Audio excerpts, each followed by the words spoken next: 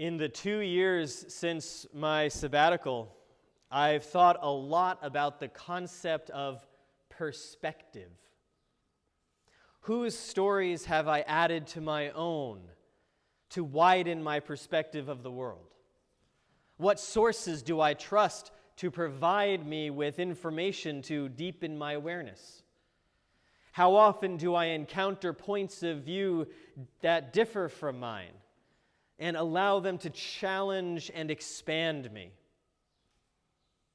In 2 of our readings today, we see that part of the life of faith is the capacity to change our points of view. About Jesse's eldest son, God says to Samuel, "Do not look on his appearance or the height of his stature, because I have rejected him. For the Lord does not see as mortals see. They look on the outward appearance, but the Lord looks on the heart." Well, and then, of course, they describe David's physical appearance. Did you notice that? He's ruddy and handsome. Be that as it may. Paul also speaks about being caught up in the life of Christ, saying, "From now on, therefore, we regard no one from a human point of view. Even though we once knew Christ from a human point of view, we know him no longer in that way." The life of faith propels us to stretch our points of view and to find ourselves in God's ever-expansive perspective. And this runs counter to the ways of the world, which teach us to hold tight to viewpoints until those viewpoints become hardwired into our identities. Our self-worth becomes wholly tied to the points of view with which we armor ourselves. We defend our narrow perspectives at all costs instead of trying to expand them. And when we allow the armor of our points of view to define us completely, there is no room for expansion. And without room for expansion, how will we grow? We'd be like potted plants that have outgrown their confines and have nowhere for their roots to dig. Have you ever pulled a plant out of a pot and seen the roots all around the outside looking for a place to go? You got to put it in a bigger pot, right? After nearly 20 straight years of school, from elementary through my graduate program, after that, I spent several years not really gaining any new input. I didn't read much besides fluff, Star Wars novels mostly. After a while, I realized my knowledge was getting stale. I was running over all the same tracks in my mind, never blazing any new trails. So I began reading again. And soon my brain started coming back to life. In recent years, my reading has taken me down so many tracks that I had never before considered. Sometimes the cognitive dissonance I felt reading about experiences so different from mine physically hurt. But it was the good kind of hurt, like a vigorous workout. With each new book, each new conversation, each new encounter, I could see my perspective growing.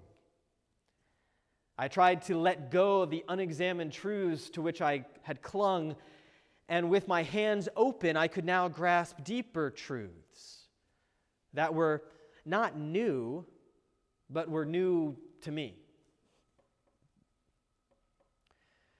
We can train ourselves to be open to new points of view. There are myriad ways to gain the capacity to enlarge our perspectives. We can read and study, like I just mentioned. We can expose ourselves to different cultures through travel or film. We can begin a contemplative practice that quiets us down and allows our inner space to grow more expansive. No matter how we go about expanding our points of view, such work is part of the life of faith. and we are walking the way of Jesus as we do it.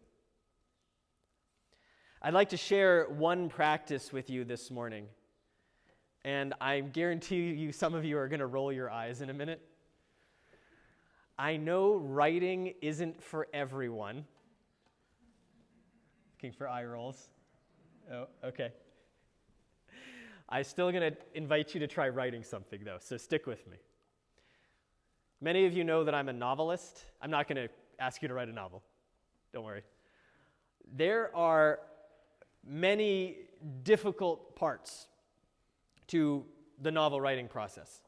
Moving from plot to premise, writing both something and about something, and of course the middle. The middle third of a novel is super, super hard to write. The beginning and end, they're easy. The middle is very, very hard.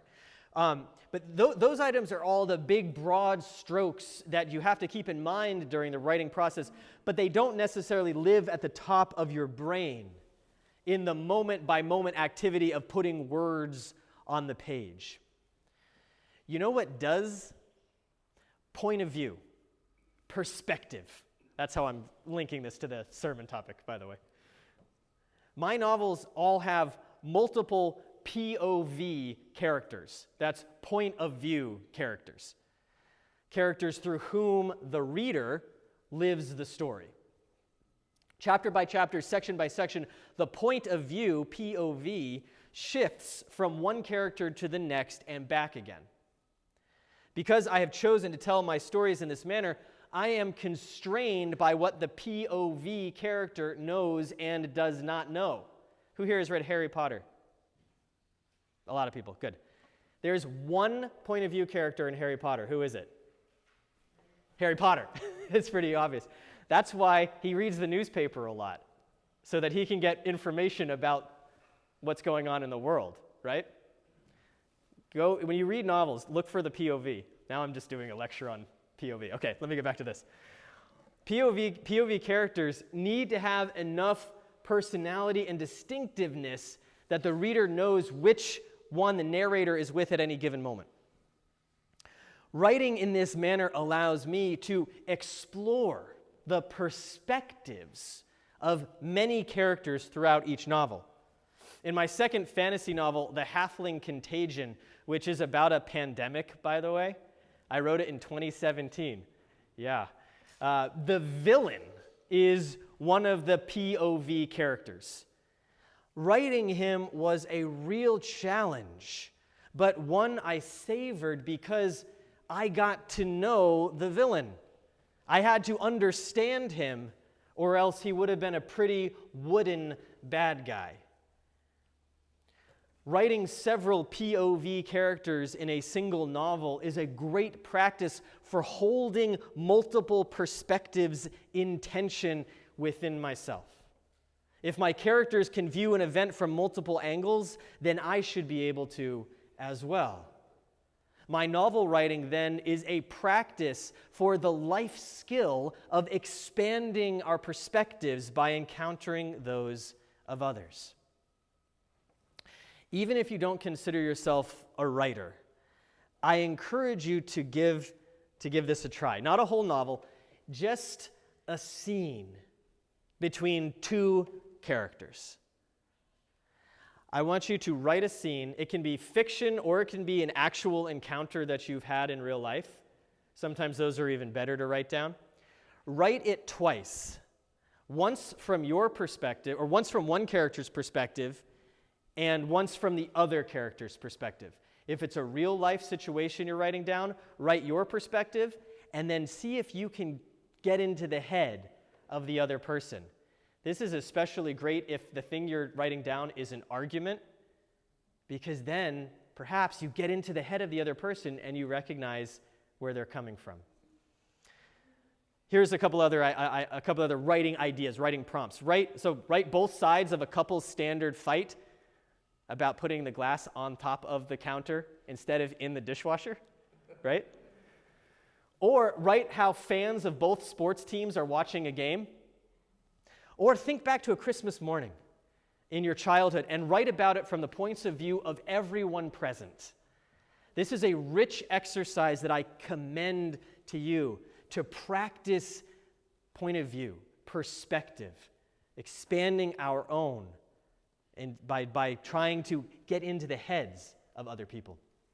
I am convinced that one of the secrets to a meaningful life is seeking out perspectives that are different from our own and learning from them. Such a practice leads to personal growth, empathy for people once considered the other, and a more peaceful and just society.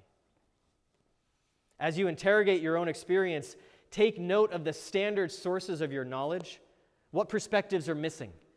What can you read? What can you watch? Who can you talk to in order to expand your point of view?